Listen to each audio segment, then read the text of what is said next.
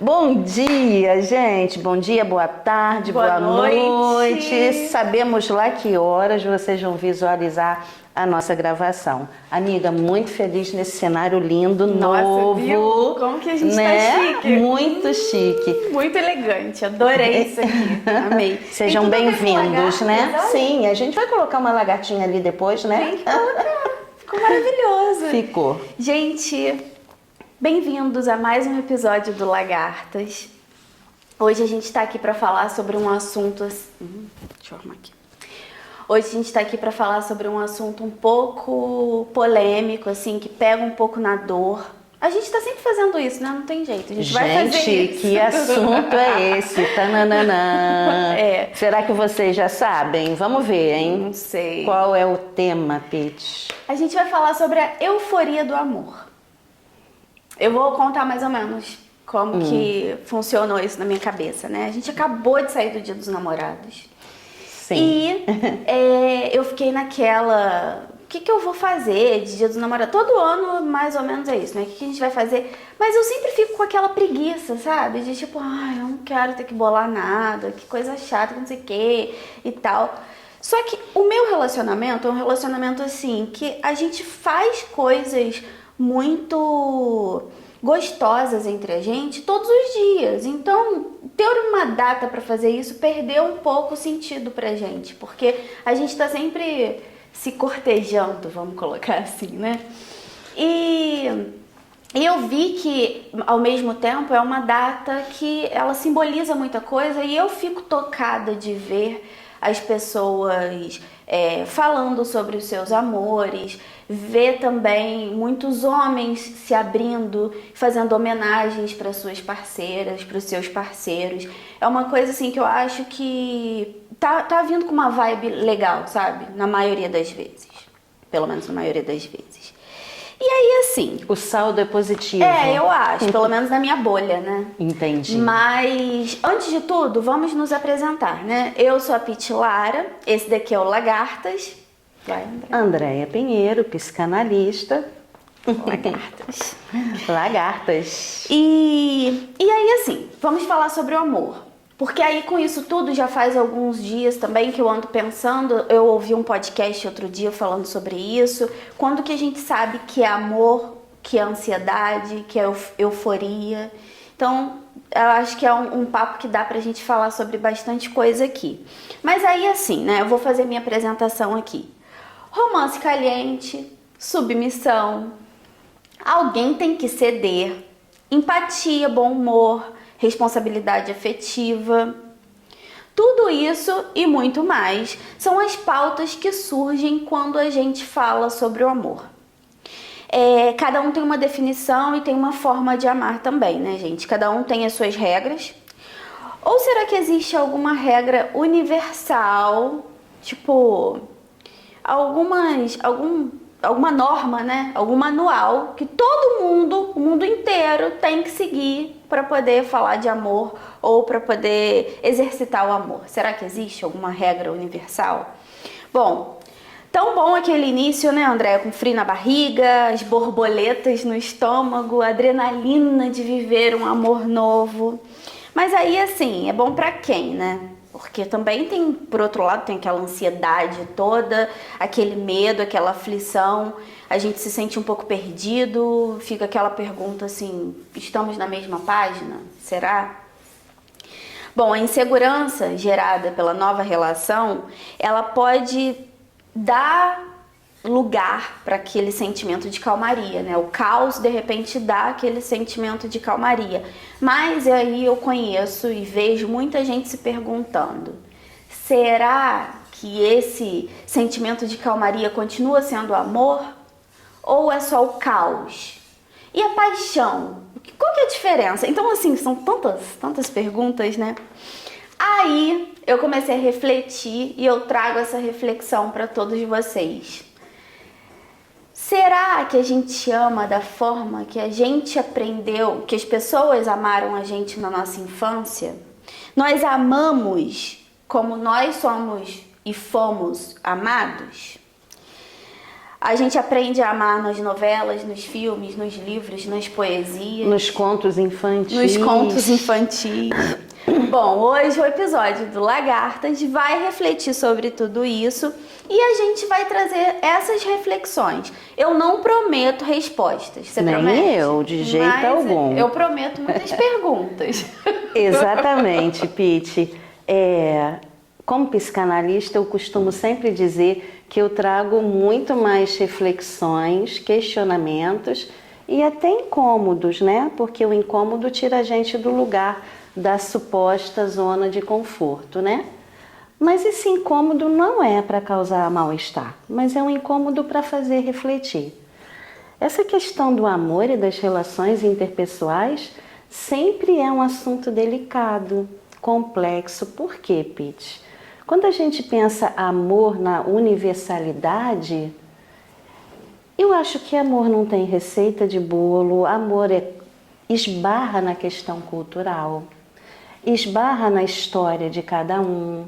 Você falou de uma coisa importante, que é a relação de cada um de nós com a nossa parentalidade. São as heranças psíquicas, né? Sim. Existem dois tipos de heranças, né?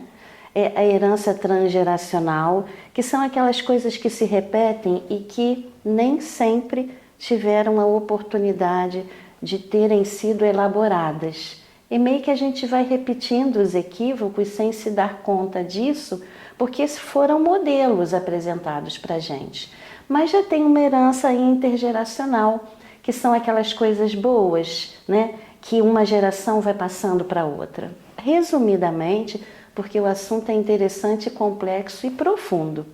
Mas, no meu ponto de vista, amor não tem receita.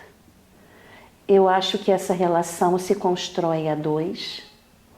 E se estiver sendo bacana para os dois, tá valendo, né? E você falou desse amor, dessa paixão. São fases, né, Pete? Eu estou numa relação de 9 anos e eu posso dizer tranquilamente que eu estou na melhor fase dessa relação. Porque tá madura, tá tranquila, tá gostosa, é sobre parceria. Aí você está falando da comemoração do Dia dos Namorados, né?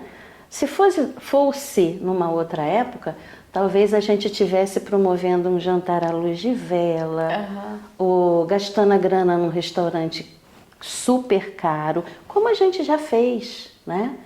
Mas dessa vez, Pete, a gente resolveu comemorar o Dia dos Namorados no sábado, porque segunda-feira a gente ia estar trabalhando, e na companhia dos nossos pets. Saímos por aí, aproveitando aquele dia lindo, colocamos eles no carro e fomos sem rumo, curtindo a natureza, tirando foto. E foi assim, eu acho que o melhor Dia dos Namorados que a gente já teve a oportunidade de experimentar, né? Delícia! E aí, de repente, cada um vai encontrar um jeito de comemorar isso, né? Eu acho que essa diversidade é a riqueza de tudo, né?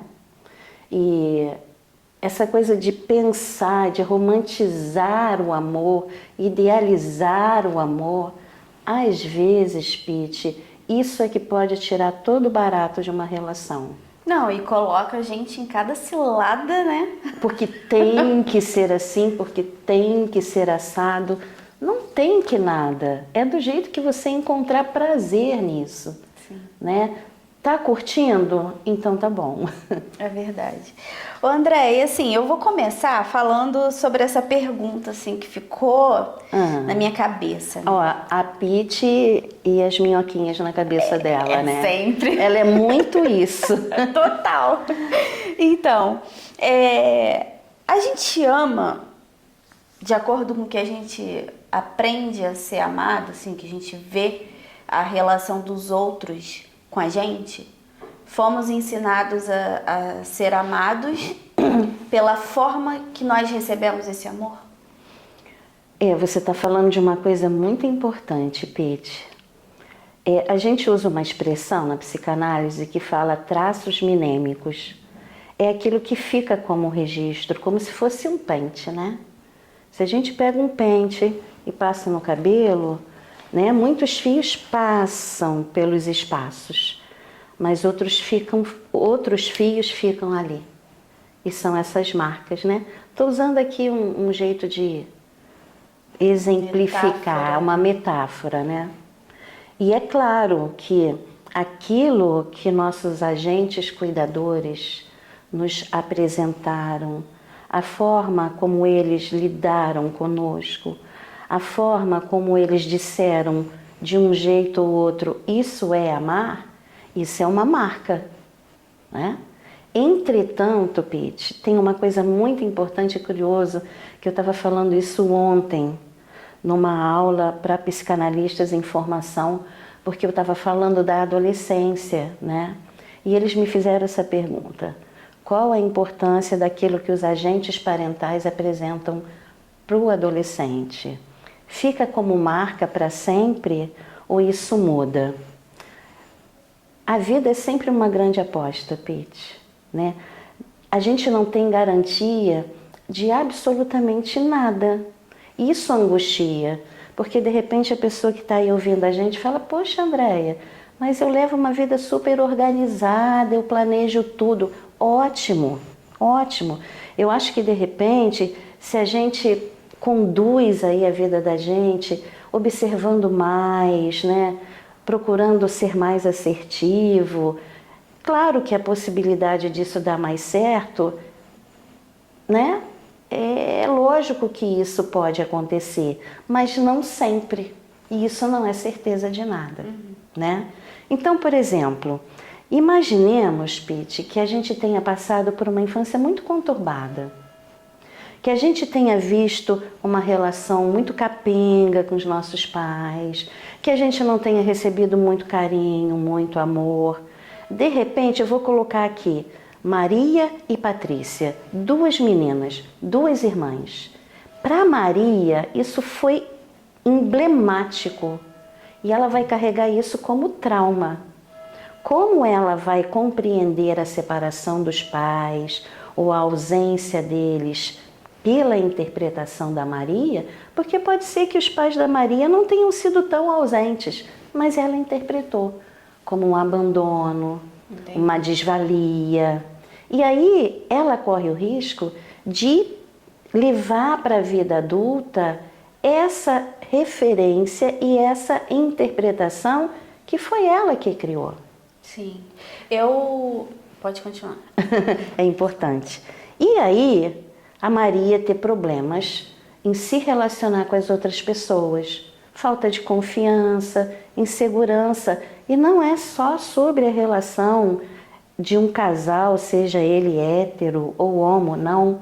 Pode ser com os amigos, no trabalho, sempre insegura, achando que o amor não vale a pena, não acreditando no amor. Entretanto, pode ser que a Maria fale assim: não quero isso para mim, vou fazer diferente.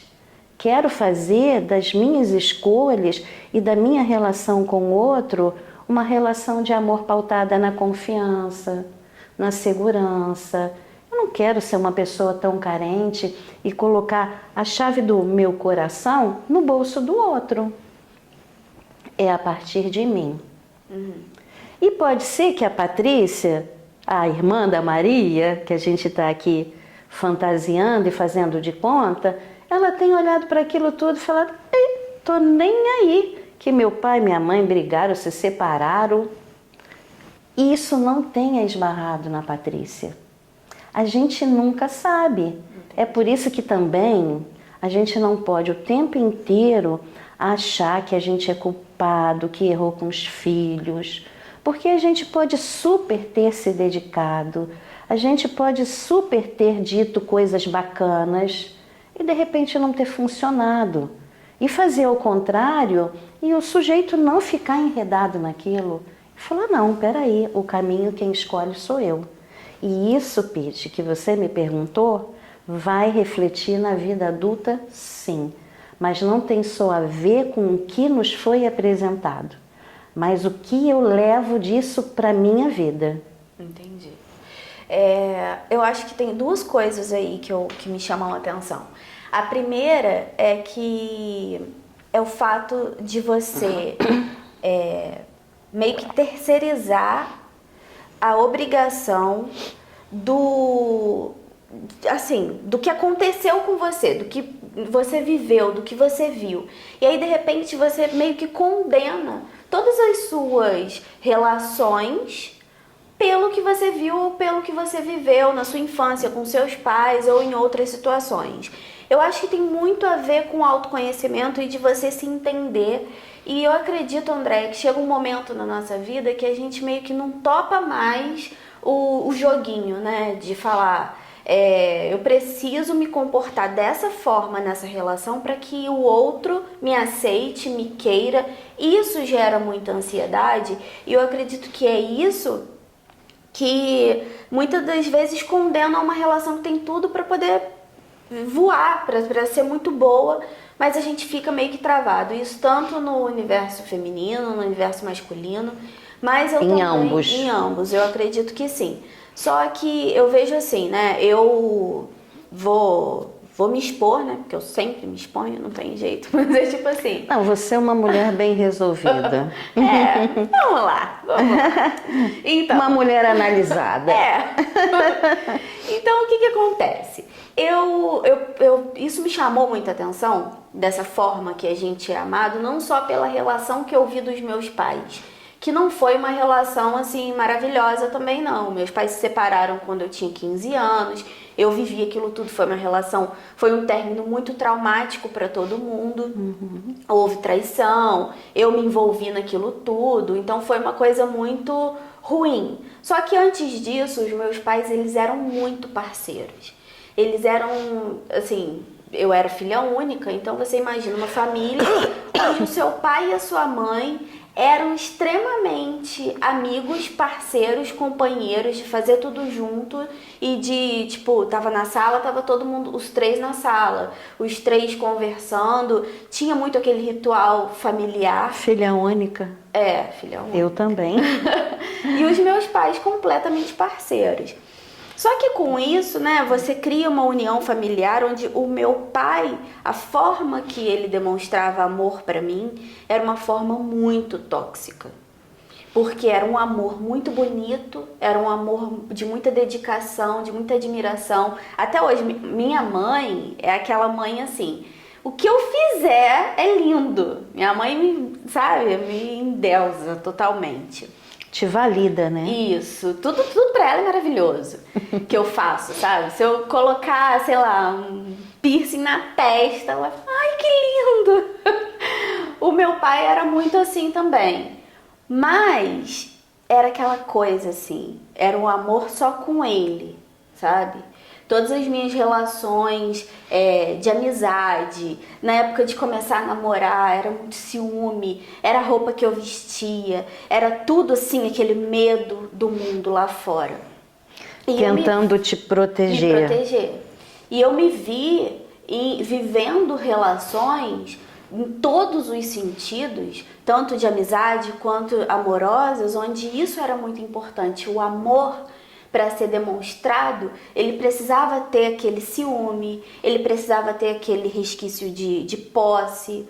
Então, eu me vi repetindo isso na expectativa que vinha do outro. Quando eu me vi numa relação onde o outro era isso, ele me apresentava exatamente o perfil que o meu pai me mostrou do que era o amor, eu me joguei, eu falei, nossa, é isso que eu conheço, é familiar. Encontrou um pai, né? Claro, também, mas assim, é familiar, sabe? É aquela coisa assim, é confortável, eu não tenho desafios com isso, porque eu sei lidar com esse sentimento. Só que aí foi aquela cilada. Por quê?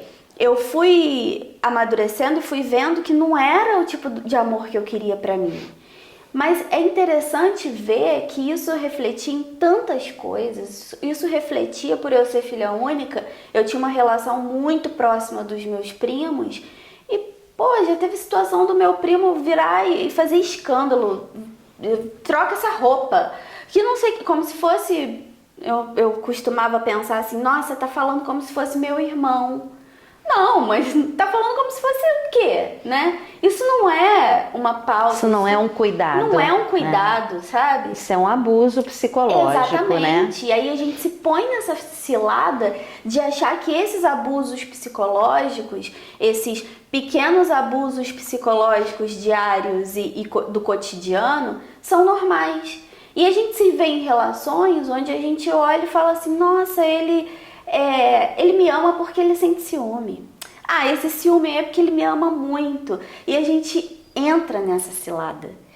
E aí, já me expondo, né, um outro ponto que me chamou a atenção, quando você falou que eu fui lembrando, depois de viver isso tudo, e de me analisar, e de pensar, e de refletir sobre isso, e decidir que eu não queria mais viver isso, eu vivi um relacionamento muito conturbado, e que o cara chegou pra mim e falou assim, você não pode fazer isso, você não pode sair e tomar uma cerveja, você tem que ficar em casa cuidando das suas filhas.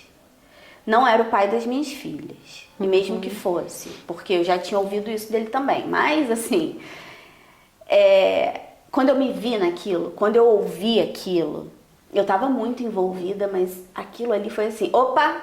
Incomodou muito. Não, foi um negócio que eu falei, não quero mais isso pra mim. E eu acho que esse foi um momento muito importante.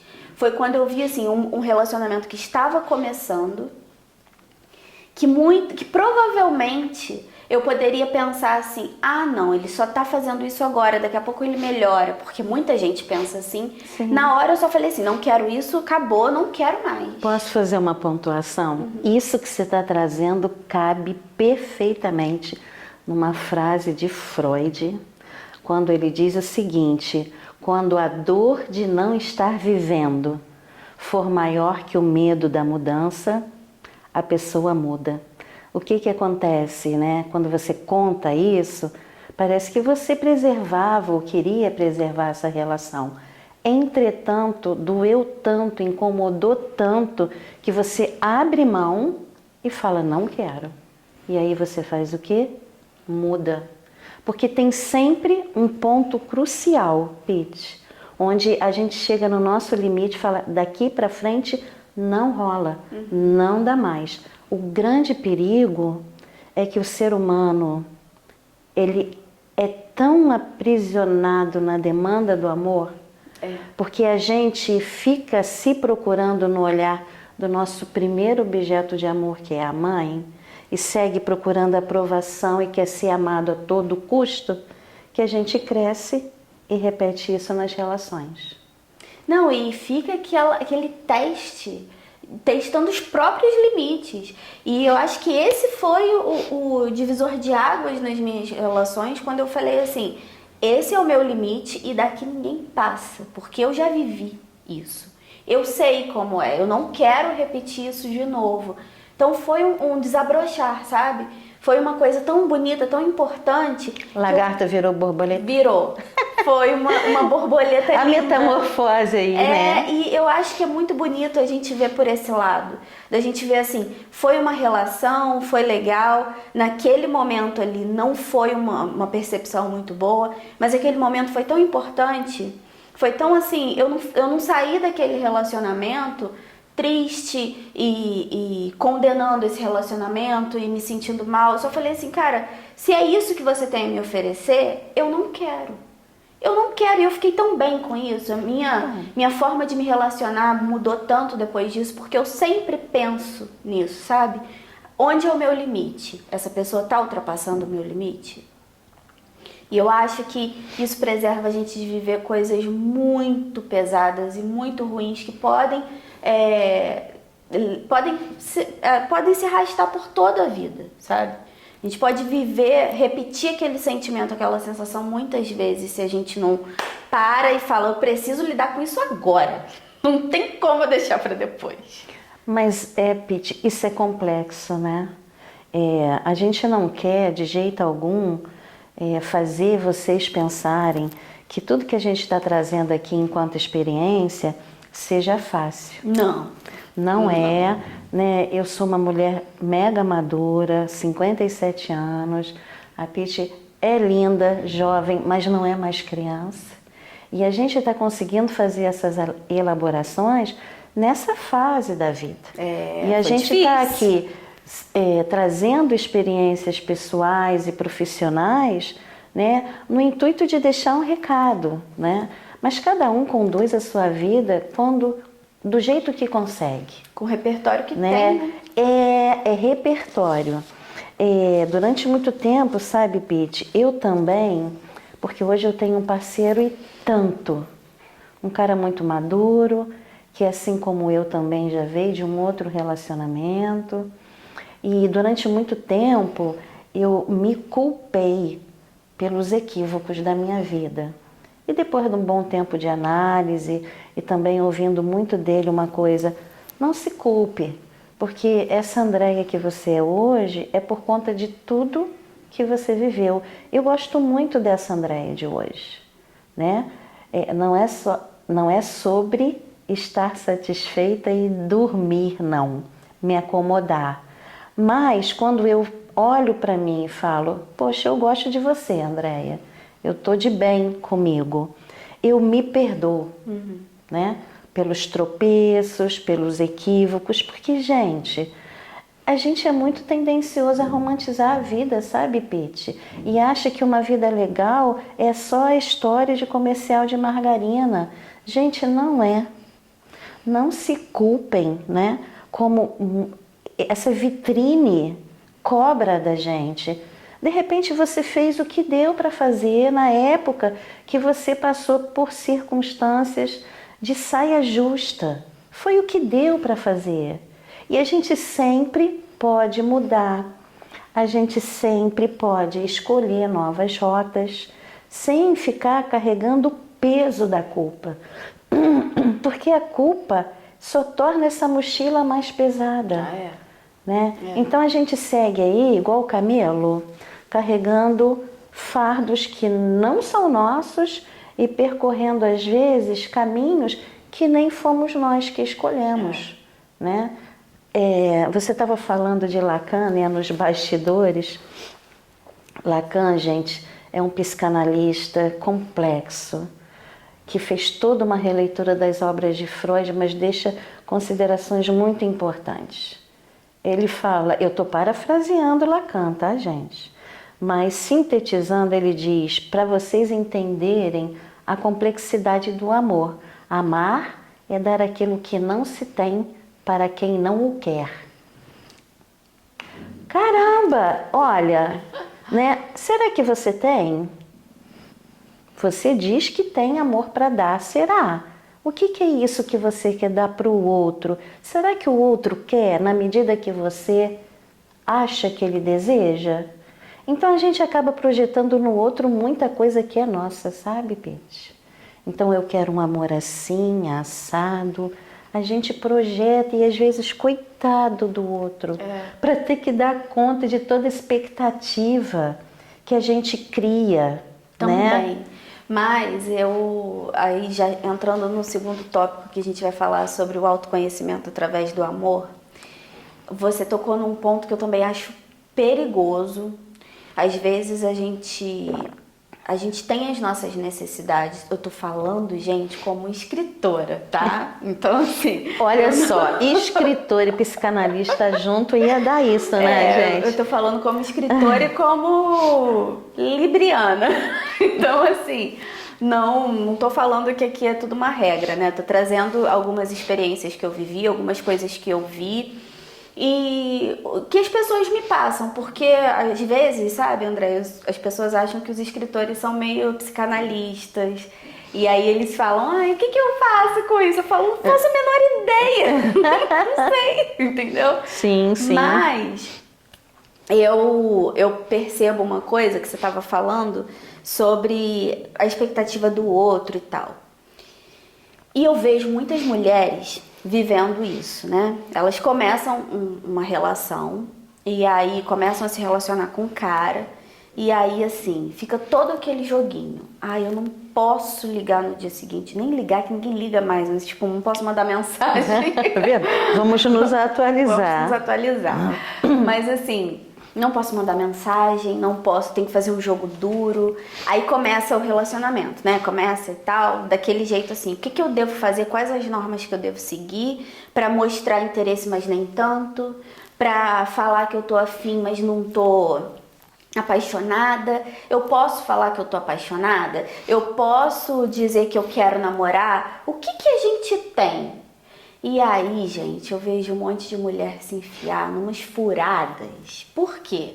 Porque aí vem uns caras completamente imaturos, totalmente sem conteúdo nenhum, assim, sem nada dentro da cabeça, que não sabe o que não consegue se avaliar e refletir, entender o que ele quer, ou se veste de coloca um monte de máscara pra não transparecer essa masculinidade tóxica que a gente vê o tempo inteiro, que tem que retribuir alguma imagem que ele viu na sociedade, tem que ser aquilo. E aí a mulher vai e se envolve com esse cara e ela fica completamente perdida. Aquilo vai gerando uma ansiedade, porque... E aí, o que a gente tem? Eu posso perguntar isso pra ele? Eu posso falar com ele assim, pô, eu quero namorar você? Eu não sei se eu posso falar isso. Eu vejo tanta gente vivendo isso. E é uma coisa que atormenta, sabe? É uma coisa tão ruim. Foi difícil pra caramba pra eu chegar nessa relação que eu tenho comigo mesma de falar, não, eu tenho como ser honesta com o que eu sinto, com o que eu quero. O meu companheiro atual foi uma situação assim, que a gente ri até hoje, que eu falei, a gente tava conversando e aí o bar ia fechar e aí ele falou assim, pô, vai fechar e agora? Pra onde a gente vai? Eu falei, pra minha casa. E aí ele, né? Então assim, era o que eu queria, eu vou falar, podia ter dado errado? Podia. Ele falou, não, cara, eu não Mas tô a afim. vida não é uma grande aposta e é um risco? Mas é tanta gente que olha e fala, eu queria tanto, eu queria, vou falar assim, rasgar o verbo, queria fuder hoje. Eu não posso falar, porque senão ele vai achar que eu quero, ele vai achar que você quer o quê? Fuder, pô. Mulher fácil, né? A história da mulher fácil. E aí fica aquela coisa que eu penso, gente, é preciso, assim, caminhar muito, ralar muito pra você se conhecer. E eu fico me perguntando, aí eu queria que você falasse sobre isso. Como que a gente pode se blindar ou então, sei lá, reduzir os danos quando a gente se vê nessa relação que a gente não consegue saber em que página que a gente tá, o que a gente tá sentindo, se a gente pode falar o que a gente sente. O que você recomenda, assim? Eu não sei se eu tenho recomendação, Pete. Não me bota nessa situação. Olha a saia justa que essa mulher me coloca. Mas deixa eu dizer, começar por uma coisa. Dá para entender por que a gente fica olhando para o outro, analisando e pensando o que eu vou dizer para agradar, o que eu posso falar, o que eu não posso, como eu devo me comportar. Eu digo que estou afim ou não digo? Eu falo dos meus sentimentos. Por quê, Pete? Desde que a gente nasce, a gente é sequestrado pelo olhar daquele que exerce a função materna. Isso é saudável, porque a gente precisa, nesse primeiro momento, desse olhar, meio que sequestrador do grande outro. Para a gente se constituir enquanto sujeito, rola tudo isso. Uma certa alienação, que depois a gente desata o nó para deixar só laço. Mas entende que quando eu olho para esse outro, volto a dizer, a gente está aqui falando, gente, de relações hétero, porque somos, mas a gente não está deixando de fora as relações homoafetivas. Para mim vale qualquer forma de amor. Rola respeito, rola amor, de boa mesmo, e não é hipocrisia. Mas a gente está falando a partir da nossa vivência, né? Sim. Espero que vocês compreendam isso. E a gente fica olhando para esse outro querendo aprovação. Só uma observação aqui, André. Sim. Não me comprometa. Eu não tenho... Não posso garantir... É verdade. Não posso garantir 100% de certeza que eu sou hétero, não. Entendeu? Olha Então, eu assim, falando pela outra, né? Não me comprometo. Então, a gente fica esse tempo todo, né? À medida que a gente vai crescendo, durante a infância, a gente ficou pedindo aprovação do pai, da mãe, desse que cria a gente, desse que exerce função materna, função paterna, né? E aí, às vezes, o pai, a mãe, quem está criando, está bravo e a gente fala, caramba, eu nem sei o que eu fiz. E aí a gente leva isso para a vida adulta. Lembra que você falou que procurou nas tuas relações aquela repetição do modelo de amor que você conhecia do teu pai? Para você, referência de amor era essa relação de sufoco, né? Isso. Estrangulamento. E você achava que aquilo era legal. Aí a gente segue e repete isso, né? Agora, quanto a você dizer o que eu digo para o outro, se você tem que se preocupar tanto com isso, talvez você esteja com a pessoa errada. Né? Talvez esse outro não mereça o tamanho desprendimento, né, que você tem para uma relação. Né? O meu relacionamento de hoje também tem dado super certo, Pete, porque quando a gente se encontrou foi muito despretensioso. A gente sabia exatamente o que a gente queria. A gente queria curtir uma noite de amor, sem ter que esperar uma mensagem no dia seguinte. E por não ter, né, essa dinâmica, a gente se permitiu fazer. Há quanto tempo um relacionamento tem que ter para virar um casamento, um noivado, seja qual for o formato da tua relação? Não tem tempo, gente. Não, de verdade não tem receita de bolo, né? Eu acho muito bacana quando você encontra um parceiro, uma parceira, que você pode ser quem você é. E quem você é, tão subjetivo isso, mas no sentido de não ter que ficar usando máscara o tempo inteiro e pensando, posso ou não falar, posso ou não fazer, será que ele vai gostar? Isso é uma escravidão, mas volto a dizer, também não é fácil. Isso depende aí de muita análise, de muito processo de amadurecimento. É sobre também você estar nessa visada porque você já passou por experiências que você não quer repetir mais, né? Mas tem muito a ver com esse olhar que eu fico esperando de aprovação do outro desde que eu sou criança. Não tem muito como fugir disso. Pois é, eu trouxe esse livro aqui, na verdade eu trouxe esses livros que são do André Aciman, ou André Aciman, não sei como fala. Eu li os 3, eu sou apaixonada por esse autor. E o primeiro livro que eu li foi o Me Chame Pelo Seu Nome, que tem um filme, né? E que assim, falando sobre o amor como forma de autoconhecimento,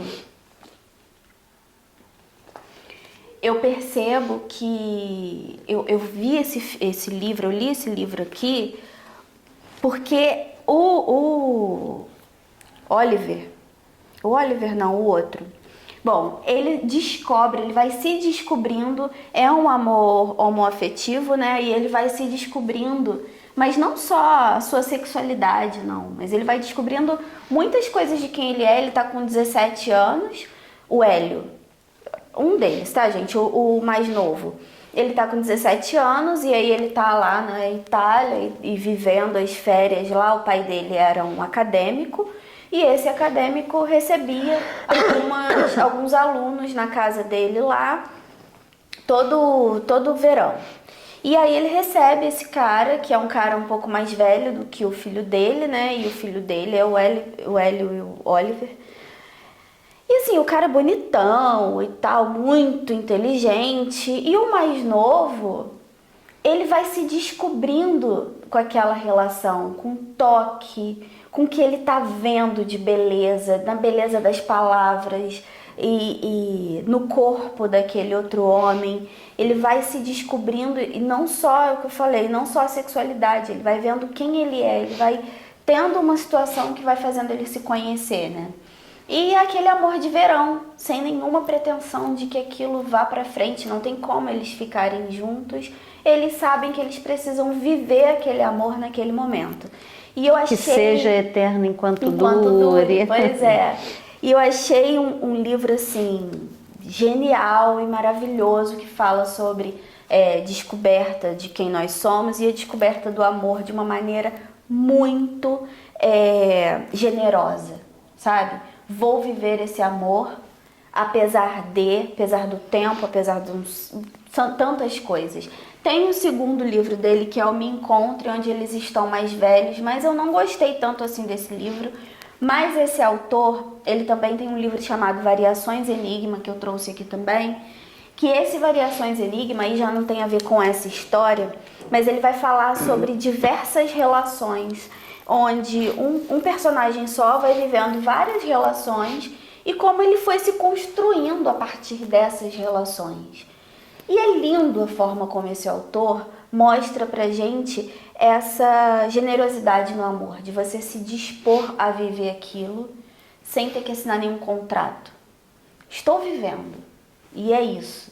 E foram leituras assim que colaboraram muito com o meu repertório, sabe? É o que eu falo, gente, tem coisa que eu não vou viver, mas a literatura me permite achar que eu tô vivendo. Então, Pete, você falou uma coisa assim super importante, né?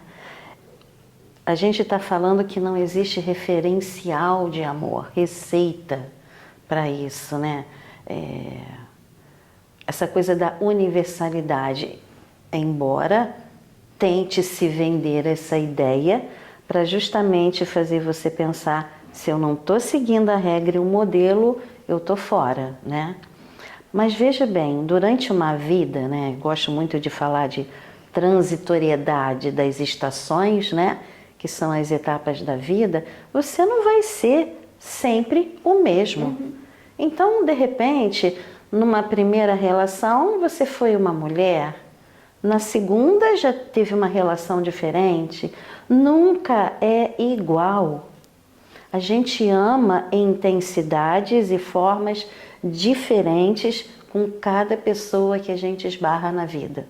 são 2 repertórios, né? Não, são vários. É Né? Se você teve 10 romances, com certeza você vai se apresentar de forma diferente em cada um deles. Embora você pense que seja tudo igual e na verdade não é. Sim, a gente está chegando no final e acabou que esse quarto tópico aqui a gente já falou, que é o de você gerar ansiedade com amor, né?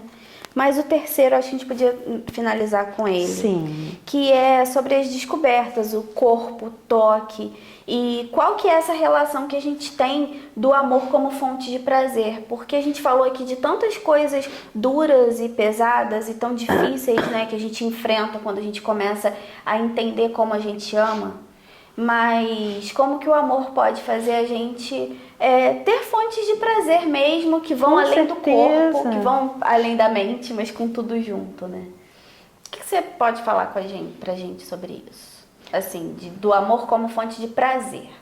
A gente pode falar de tanta coisa, né? Desde um toque carinhoso no rosto, na cabeça, um colo que a gente dá para o outro, o silêncio, o abraço. O silêncio é tão importante. O você falar disso, silêncio, né?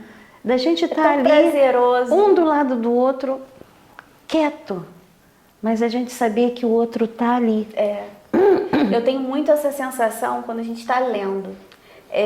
Eu tenho muita presença nesses momentos, sabe? Aquela presença assim, consciente, de você se ver lendo e falar assim, nossa, que momento.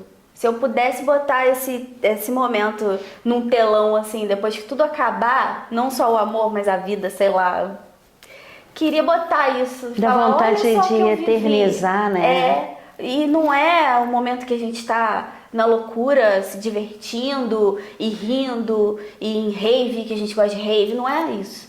Às vezes é nesse momento, assim, de tá todo mundo lendo aqui, tá todo mundo seguro em casa, porque aí você coloca o combo, né? Tá tudo certo, tá tudo bem. e eu posso sentar aqui agora, pegar o meu livro e ler, ele tá lendo e no isso. meio o silêncio. silêncio. Mas a cumplicidade, né? Que aí pode ser do silêncio a um sexo muito gostoso. E que né? começa às vezes com esse silêncio, aí é um pezinho que encosta no outro pra falar, tô aqui. É uma mãozinha que estica, mãozinha, aí de repente quando você vê, você tá na cama fazendo um amor mega gostoso, né? Mas por quê? Não tem receita, hoje tem que transar. Não, transa a hora que tá afim, que os dois estão afim, de repente é só para sentar e ver um filme. Uma coisa que me dá muito prazer é quando a gente sai para viajar e a gente coloca aquelas músicas clássicas, tranquilas para ouvir e a gente fala, olha que paisagem linda. Ou quando a gente vai na torre ou qualquer outro lugar para ver o pôr do sol, que a gente chama o outro lá na nossa varanda e fala, olha que lindo, o céu tá vermelho. Gente, isso também é amor, né? Não é porque a gente tem aqueles referenciais, né? Então, gente, não é que amor é só problema, não. Talvez a gente complique muito, porque a gente fica preso nos padrões. É na obrigatoriedade, né? Essa coisa performática. Ele só vai me amar se eu for a mulher com corpo perfeito, cabelo perfeito. A performance perfeita. A performance na cama. Perfeita. Agora, que performance é essa? Será que é referencial de filme pornô? né? Isso dá outro podcast. Não porque dá? se a gente parar pra falar assim, homens, vamos conversar Os aqui. homens, né? Vem cá, meninos. Vem cá, vamos conversar aqui. Aquilo lá que vocês veem em filme pornô, não é aquilo, tá a bom? gente nem tá querendo aquilo não, tá? Não é não, assim... Eu só tô dando uma dica. No outro podcast a gente fala sobre isso. Não é? Olha, vai render. Eu tô pensando em convidar uma pessoa que é especialista nisso para vir aqui. Maravilha. Né? Andréia, foi maravilhoso o papo. Muito obrigada novamente. Mais uma vez. Estamos aqui. Obrigada pela presença de vocês, por vocês estarem dividindo esse momento com a gente. E... peraí, que faltou uma coisa. Faltou? Faltou. Vamos lá.